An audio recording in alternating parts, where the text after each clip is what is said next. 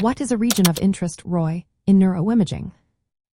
Have you ever wondered how scientists zoom in on specific parts of the brain to study its functions? That's where the concept of a region of interest, often referred to as ROI, comes into play. And ROI is a defined area of brain tissue that researchers focus on during neuroimaging studies. This allows them to analyze specific anatomical or functional regions while ignoring the rest of the brain. ROI can be based on structural features, like recognizable landmarks in the brain, or functional features, such as areas that show activity during certain tasks. This targeted approach helps researchers understand how different parts of the brain work and interact.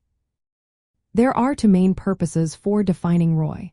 First, they help examine the morphological characteristics of brain structures, such as their volume, shape, or location.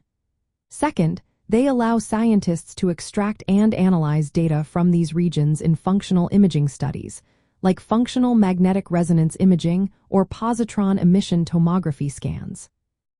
Functional images often lack clear anatomical boundaries, so researchers typically draw ROI on high-resolution structural images.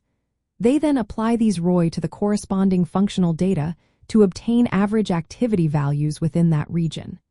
This method helps simplify the analysis and makes the results more interpretable. Defining ROI can be done manually by experts or through automated methods. However, it can be challenging due to unclear boundaries between brain areas and individual differences in anatomy. Even slight changes in the size or position of an ROI can significantly impact the results, especially in studies examining brain connectivity. In practical applications of neurotechnology, ROI are essential for brain mapping and diagnostics. They enable focused statistical analysis and help identify brain regions involved in specific cognitive functions or disease processes. For instance, in clinical neuroscience, accurately locating ROI aids in diagnosing and planning treatment for neurological disorders. ROI can be represented in various forms, such as volumes within three-dimensional brain space or patches on the brain's surface.